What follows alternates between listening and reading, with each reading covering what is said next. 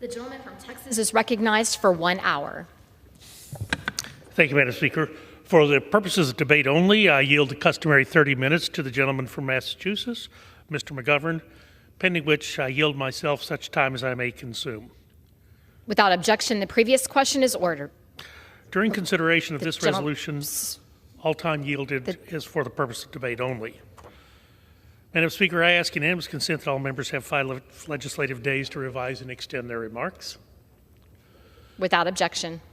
Madam Speaker, last night the Rules Committee met and reported a rule, House Resolution 75, providing for the consideration of 4 measures, H.J. Res. 7, H.R. 139, H.R. 382, and H.R. 497.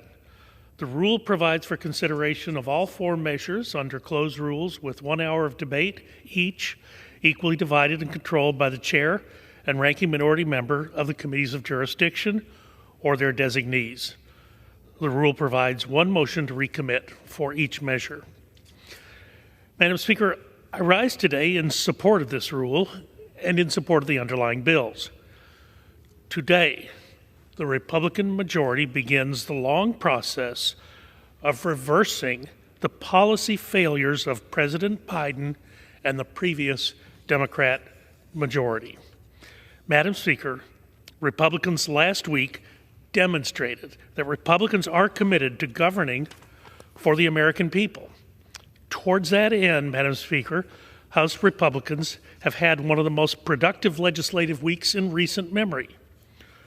Our new governing majority has demonstrated that it is no longer the closed shop which was business as usual in a Democratic House in the last Congress. Instead of a lethargic Congress, Republicans in only 3 short weeks have set a precedent that I hope subsequently members will emulate. The new Republican majority is eager to begin the important work that America's sent us here to do. So instead of legislating for the few at the expense of the many, Republicans are making good on our commitment to America. We are dismantling the COVID surveillance state. We are protecting the conscience rights of our healthcare workers.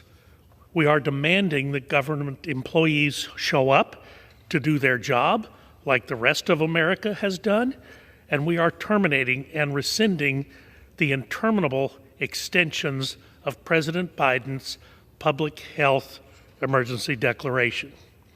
You know, sometimes, Madam Speaker, I almost feel like I've been trapped in a Dickens novel, in A Tale of Two Cities. Seems the Biden administration is clearly of 2 minds on the COVID pandemic, one view being the best of times. The administration's policies to combat the pandemic have been a resounding success. But then on the other hand, we are still living through a crisis that requires emergency measures that have to be prolonged indefinitely. But the American people spoke in the last election, Madam Speaker. Their message was clear enough. Their message by electing Republicans was enough is enough.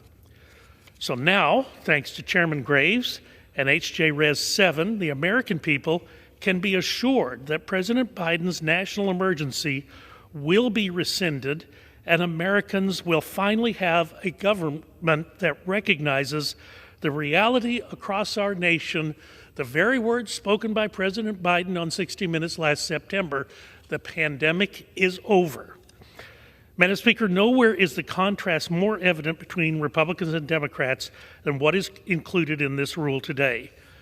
The Republican majority is already hard at work passing common sense legislation that will benefit our people, that will benefit all Americans, not just a connected few. Madam Speaker, just like you, one of the most vital services I provide to the constituents of the people of the 26th District of Texas is communicating with federal agencies on their behalf.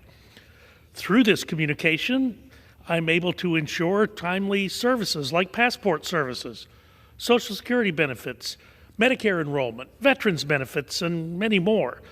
But over the past few years, I've seen that these services have been severely delayed or even halted, completely in some cases, because what do you get?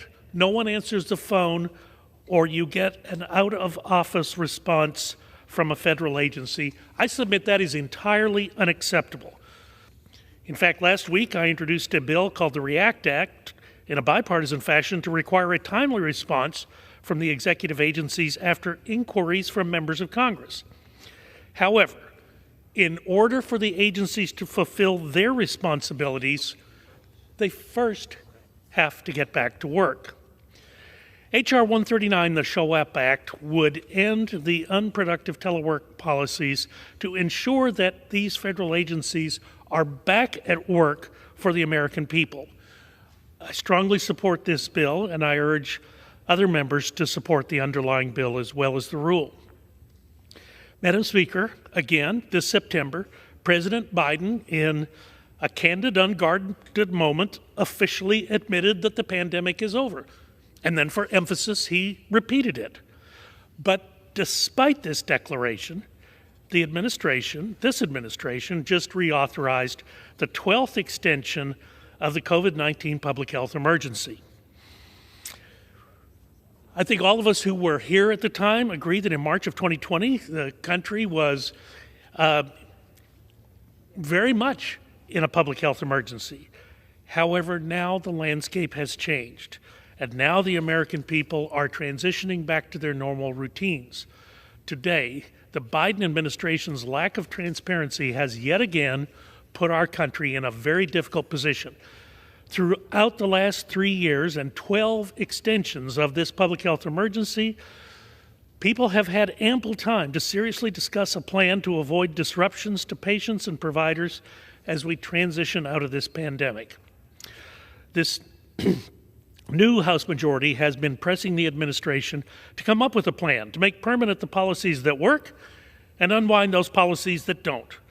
While there were several successful policies and innovations that came out of the emergency declaration, such as telehealth and hospital-at-home flexibilities, this administration has repeatedly failed to provide a plan. The public health emergency cannot serve as a permanent means for the Biden administration to subvert Congress to enact their radical agenda.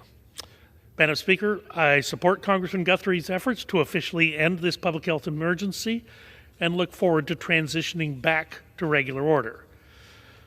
Madam Speaker, our healthcare workers across America are still subject to President Biden's vaccine mandate enforced by the Centers for Medicare and Medicaid Services.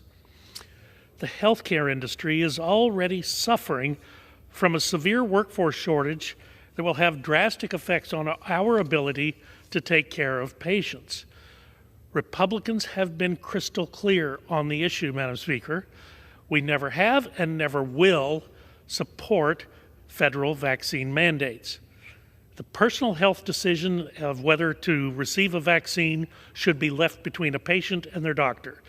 The federal government has no place in demanding what an American must do for their personal health, and certainly as a condition of employment. For Texas specifically, one of our hospitals lost over 150 workers due to the federal vaccine mandate. This decision has deepened the staffing shortages back home, especially in rural areas, leaving all of us ill-equipped to deal with day-to-day functions. Madam Speaker, I will just conclude by saying I stand in strong support of this rule and the underlying bills that they will allow to be debated, and I urge my fellow members to support the rule, and I'll reserve the balance of my time.